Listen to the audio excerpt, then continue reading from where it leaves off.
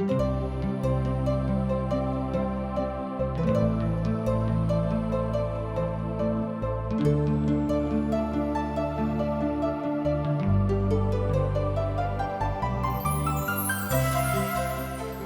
कहै छथि कि पापक मजूरी तो मृत्यु अछि, मुदा परमेश्वर के वचन हमरा प्रभु यीशु मसीह में अनंत जीवन अछि।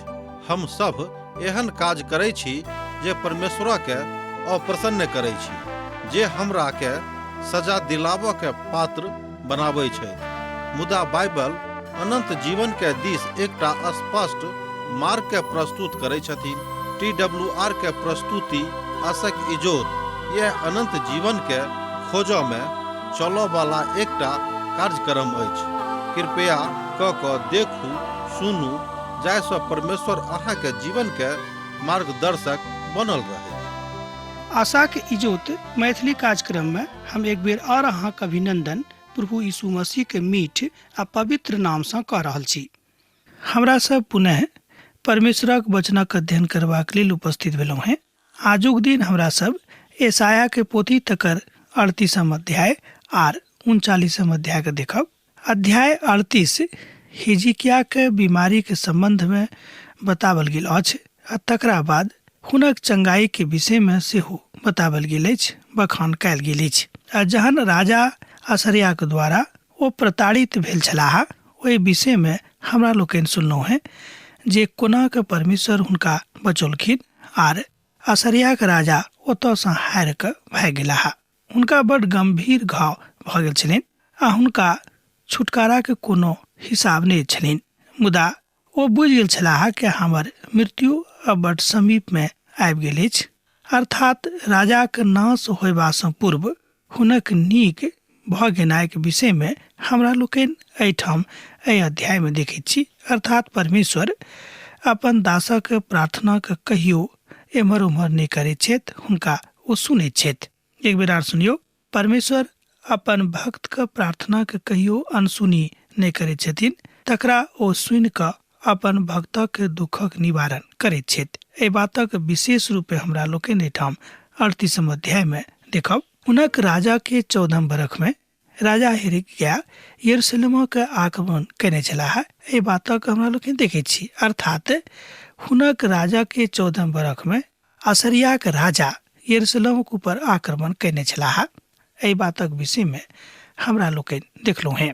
ओहि काल में हिजकिया एहन बीमार भेलाह जे ओ मरऽ पर रहैत, आर आमोसक पुत यशाया भविष्यवक्ता हुनका लग आबि कऽ बजलाह, प्रभु एना कहैत छथिन, अपन घराना के विषय में जे आज्ञा देबाक अछि तकरा दऽ दियौक, किएक तऽ अहाँ अब नहीं बचब, अहाँ मरिए जायब।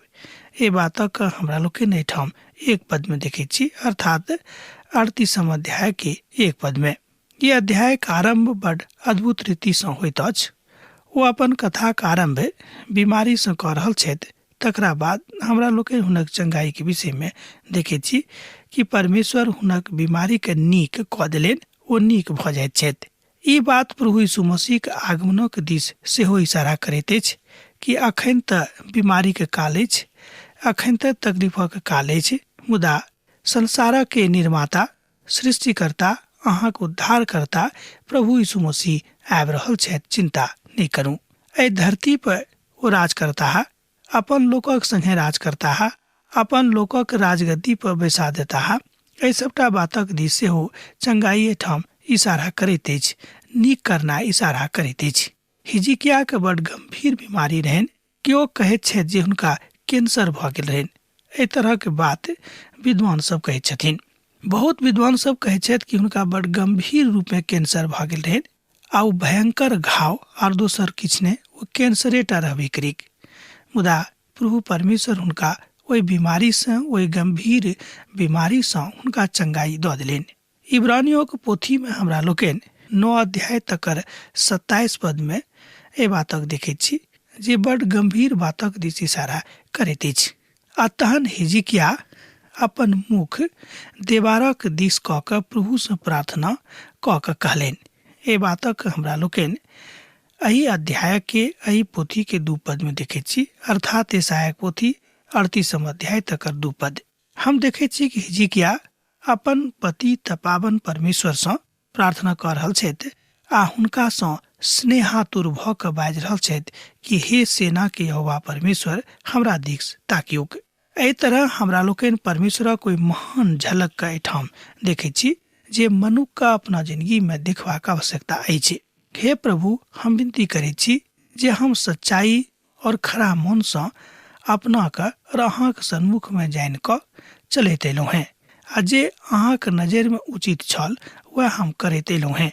स्मरण करियोक एहि बातक एहिठाम यशायाह के पोथी हमरा लोकनि देखे छी कि हिजकिय्याह प्रार्थना कर रहल छथि अपन प्रभु सँ पद 3 में। ई काल अछि जहन मनुष्य एहि तरहक बीमारी में पड़ि क स्वयं के बड्ड विनष्ट अवस्था में बुझैत छथि। ओ बुझैत छथि कि अब कोनो तरहक ओढ़ना हमरा ऊपर नहीं अछि, अब कोनो तरहक बात हमरा नहीं बचा सकैत अछि, किएक त अब हम एहि संसार सँ विदा हुआ पछी।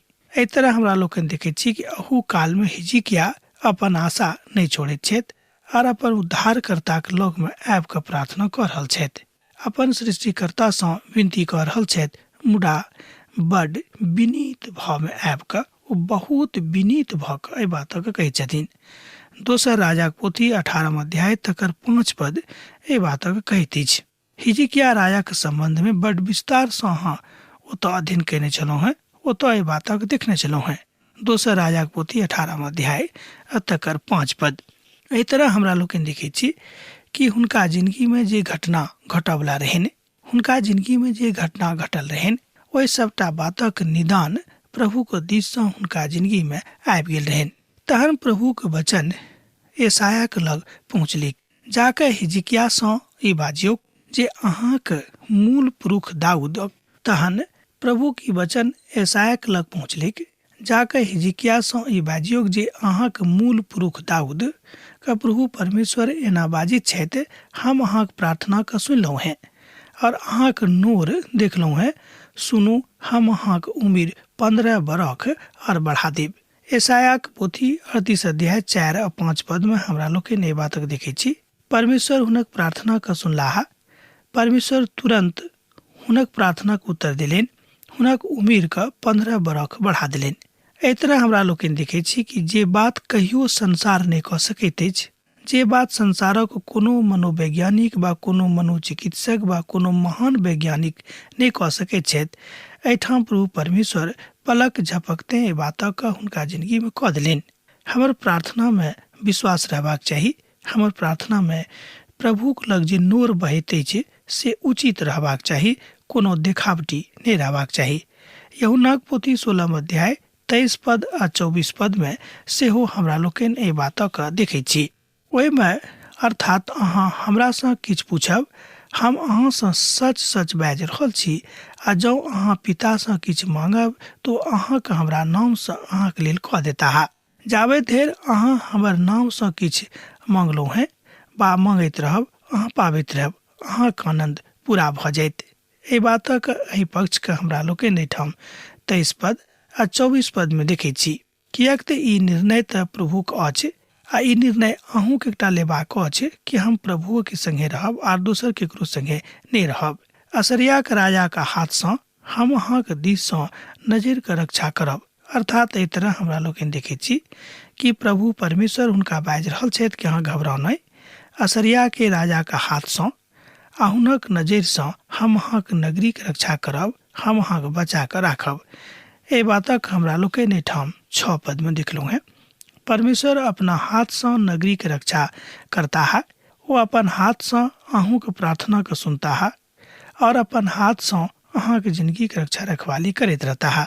प्रभु अपन कहल वचनक पूरा करता है, वो कहियो पाछा हटवला नहीं छथि। एहि बातक अहाँ एहिठाम पद 7 और पद 8 में देख सकै छी। किएक तऽ प्रभु कहैत छथि कि जे किछु हम अहाँके संगे वाचा बान्हने छी तकरा हम अनेरे नहीं छोड़ब आ नहीं अहाँके एम्हर लऽ जायब, मुदा अहाँके काज कऽ कऽ हमर वचन हमरा एहिठाम घुरि कऽ आयत। प्रभु हुनका एकटा चिन्ह देलनि अछि। परमेश्वर अपन लोकक आश्वासन दऽ रहल छथि जे हम अहाँके संग साथ में रहब, वह एहि कथा के बताबैत छथि। राजा हिजकिय्याह के स्तुति गान हमरा लोकनि एहिठाम पद 9 में देखै छी। यहूदाक राजा हिजकियाक लेख जे ओ लिखने छथि जहन ओ रोगी भेलाह आ बाद में ओ चंगा भ गेल रहथि। एहि बातक हमरा लोकनि एहिठाम देखै छी। बहुत लोग विश्वास करैत छथि जे हिजकिया एहि बातक एहिठाम प्रभुक दास सँ सीखने छलाह, अर्थात प्रभुक भक्त सँ सीखने रहथि।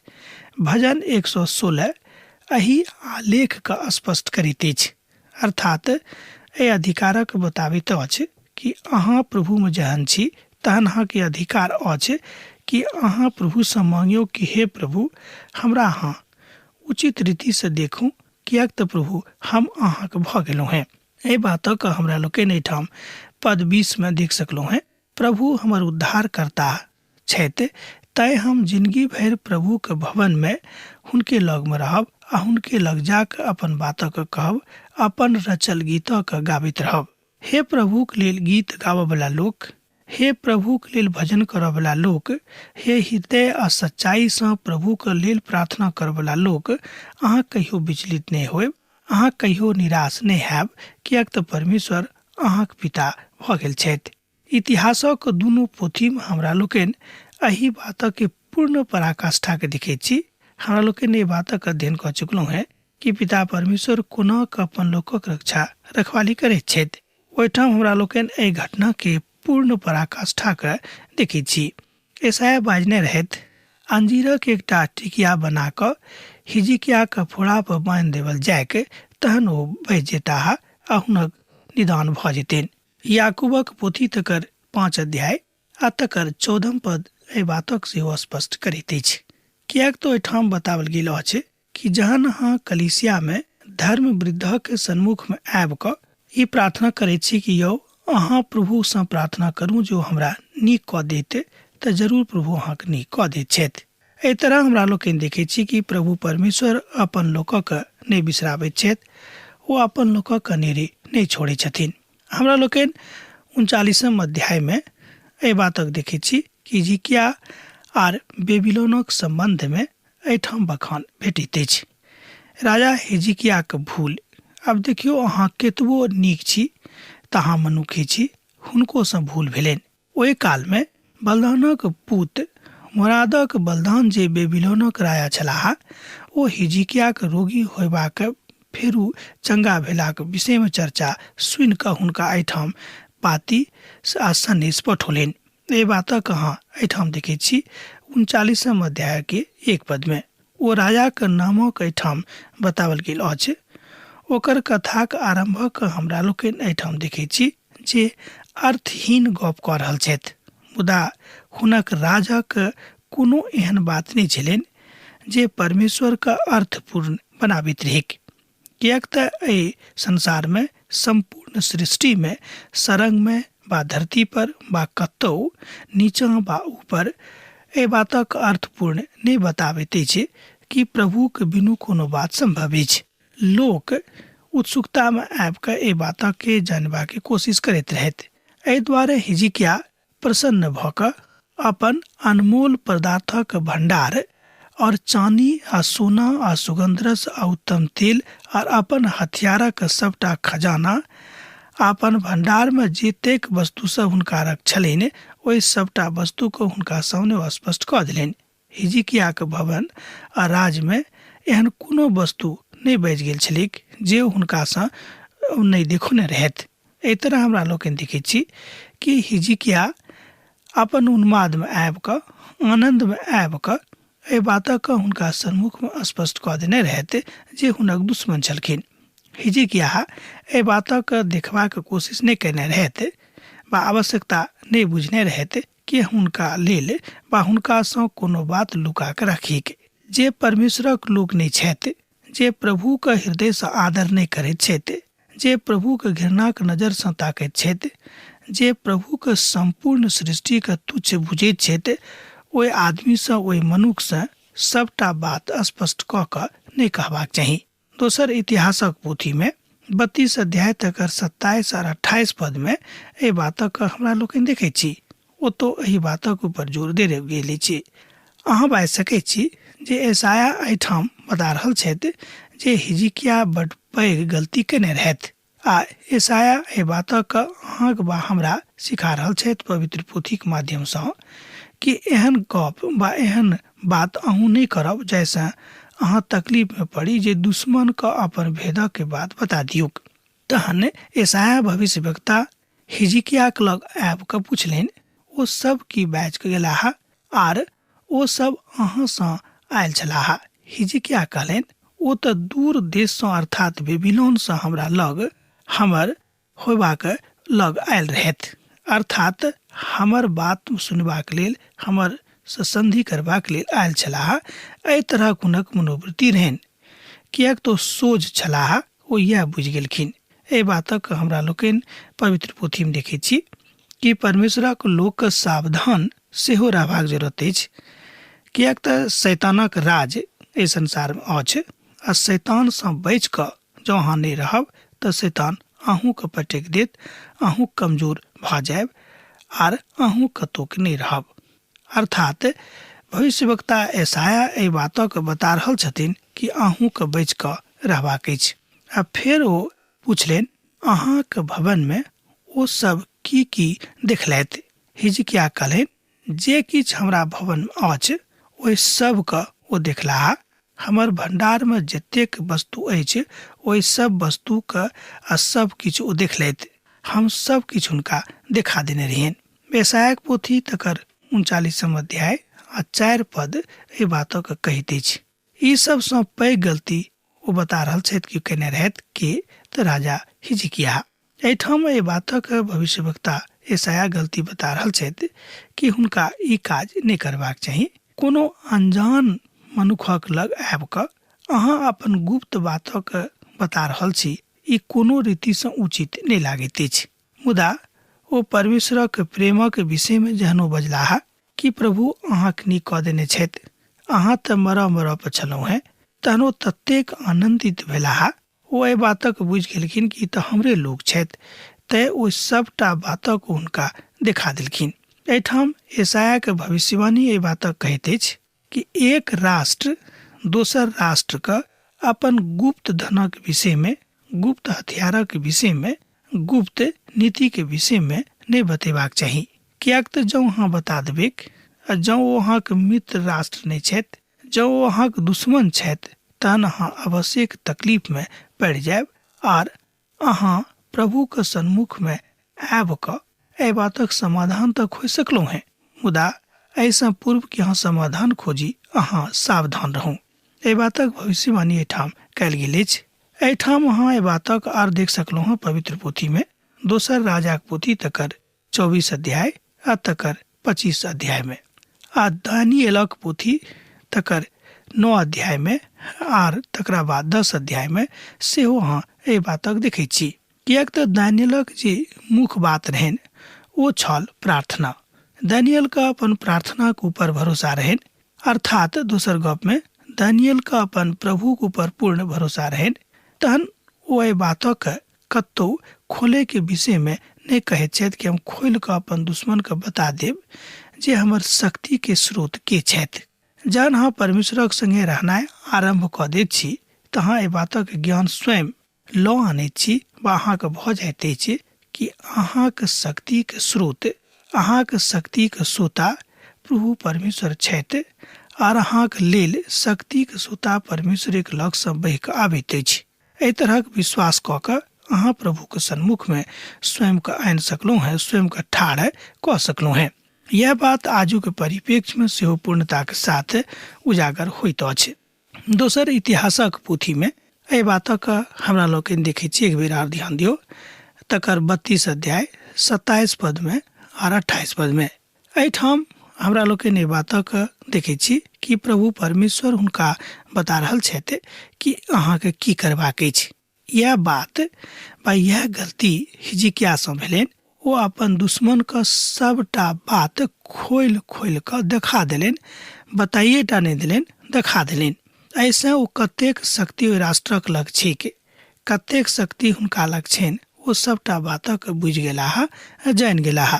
हमरा विचारे एही तरहक बात ओ बुझि गेलाके बाद अपन शक्तिके बढ़ोतरीके लेल कोशिश करनाइ आरम्भ कऽ देने हेतैक आ कालांतरमे हुनका ऊपर चढ़बाक प्रयास करते के। यह बात आजुक युग में भ रहल अछि। हमरा लोग जानै छी कि एक राष्ट्र दोसर राष्ट्र के तकलीफक विषय में, कमजोरी के विषय में जानबाक बाट खोजैत छथि, जानबाक प्रयास करैत छथि। वस्तुनिष्ठ प्रश्न यह थिक कि अहाँ का अपन राष्ट्र के कमजोरी के दोसर राष्ट्र के नहीं बतेबाक अछि जे राष्ट्र अहाँ के मित्र राष्ट्र नहीं अछि। हमरा लोग के ठाम राष्ट्रीय भक्ति के देखे छी, देशभक्ति के देखे छी और परमेश्वर को महान प्रेम के देखे छी। तहन एहि बात के दोसर पक्ष थिक ओ थिक आत्मिक पक्ष बताबैत अछि कि जहन अहाँ खूब परमेश्वर के आत्मा में भर के प्रार्थना कर रहलहुँ हैं, अहाँ प्रभु से शक्ति प्राप्त कर रहलहुँ हैं, तहन अहाँ का अपन कमजोरी दूसरा के लग उजागर करबाक आवश्यकता नहीं थिक। कोनो बात में अहाँ जो अनजाने छी तो बनल रहूं, मुदा प्रभु के सन्मुख में सबटा बातक राखियोक, अनेरे दूसरा के नहीं कहियोक कि अहाँ के लग में एहि बातक कमजोरी अछि और अमुक ठाम अहाँ कमजोर थिको हैं। हिजकिय्याह यशायाह से कहलेन, प्रभु के वचन जे अहाँ कहलहुँ हैं ओ भने अछि। आ फिर वो कहलेन, हमर दिन में शांति और सच्चाई रहत। ए बातक हमरा लोकनि एहि अध्याय के आखिरी प्रभाग में देखे छी कि वो कहे छथि कि हमर दिन में अर्थात परमेश्वर के दिन में सब ठाम शांति और सच्चाई रहते। हिजकिय्याह के नजरी में हमरा लोकनि देखे छी कि ओहि 15 बरख में वो बहुत पैघ काज करबा के हृदय से इच्छा राखे छथि कि जे बात प्रभु हमरा बढ़ा चढ़ा कर देने छथि हम एहि बातों के करी और प्रभु के नजरी में नीक बनी और अपन राजा के नजरी में से नीक बनी। अर्थात हिजकिय्याह के जिंदगी में जे 15 बरख बेसी भेटल रहे, ओहि 15 बरखक सदुपयोग प्रभु के राजा के बढ़ोतरी के लेल करबाक इच्छा राखे छथि। दोसर गप में कि जो प्रभु अहाँ के किछ देने छथि बढ़ा चढ़ा कऽ, तहन जे किछ बढ़ा चढ़ा कऽ अहाँ भेटल अछि तकर अहाँ सदुपयोग करियौ।